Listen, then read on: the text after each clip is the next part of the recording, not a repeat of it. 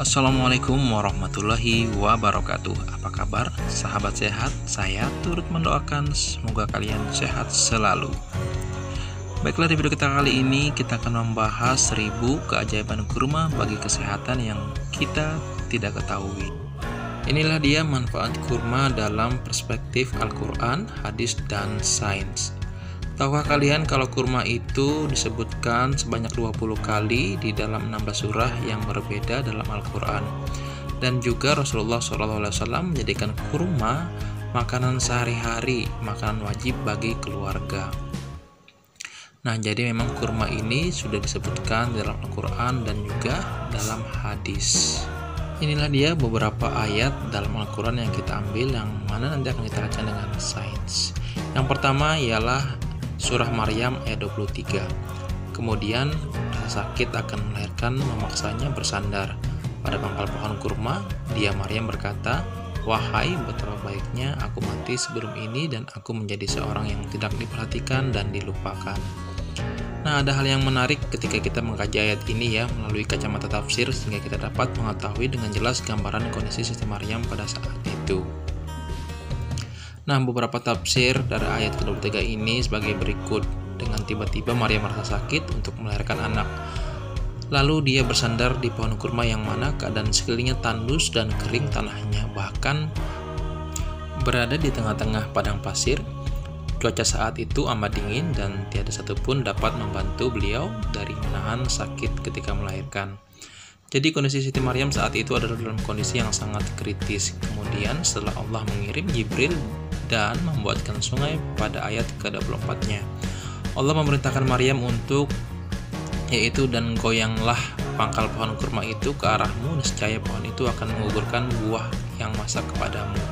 Maka makan dan minum dan bersenanglah hati kamu. Jika kamu melihat seorang manusia, maka katakanlah, sesungguhnya aku telah bernazar berpuasa untuk Tuhan yang Maha Pemurah. Maka aku tidak akan berbicara dengan seorang manusia pun pada hari ini.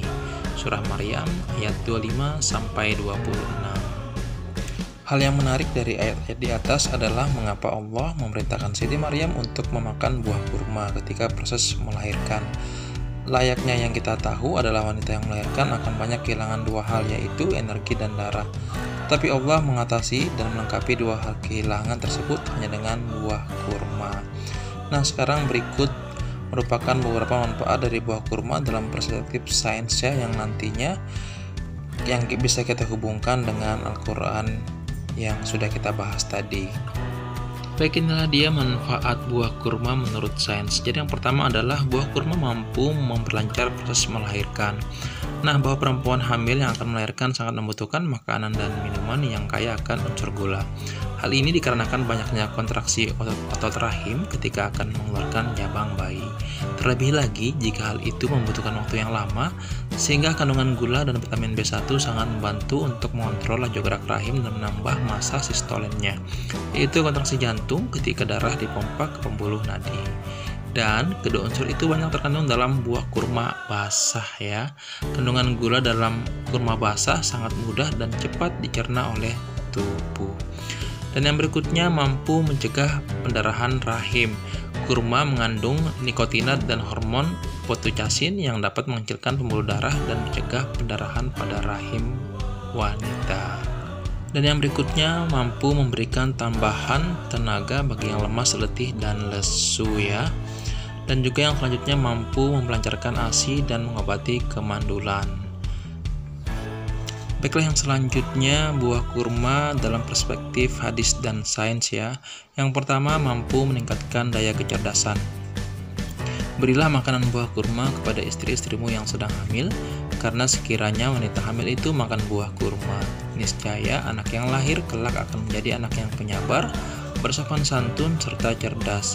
Sesungguhnya makanan Maryam tak kala melahirkan Nabi Isa adalah buah kurma. Sekiranya Allah menjadikan suatu buah yang lebih baik daripada kurma, maka Allah akan memberikan buah itu kepada Maryam. Hadis riwayat Bukhari. Jadi sesuai dengan hadis Rasulullah SAW tersebut, Ibnu Qayyim menyampaikan Sesungguhnya kurma basah dapat menambah kecerdasan terutama jika dimakan dengan biji buah cemara. Senada dengan apa yang disampaikan oleh Ibnu Qayyim tersebut, salah satu penelitian dari WHO mengungkapkan fakta bahwa kurma mengandung kalsium yang tinggi sehingga dapat memperlancarkan pengiriman dan distribusi oksigen ke otak, serta membantu proses keseimbangan cairan dalam tubuh. Jadi antara hadis dan sains itu sangat sejalan membahas tentang kurma tersebut. Dan yang berikutnya, vaksinasi bayi dengan kurma. Abu Musa berkata, "Seorang anakku lahir, aku pun membawanya ke Nabi. Beliau menamainya Ibrahim.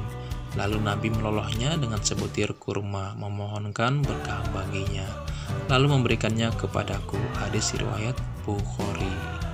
Kurma adalah makanan yang dapat dikonsumsi tanpa mengenal batas usia, sehingga bayi yang baru lahir pun dapat diberikan makanan kurma dengan cara syar'i yang diajarkan Rasulullah SAW, yaitu tahnik. Metode ini disunahkan oleh Rasulullah SAW, tentunya pastinya memiliki hikmah di balik itu. Mentanik bayi dengan kurma memiliki banyak manfaat bagi perkembangan bayi dan melindunginya dari berbagai bahan penyakit, sehingga membantu bayi dalam penguatan daya tahan tubuh. Dan yang selanjutnya, kurma juga dapat menjadi bahan makanan pokok.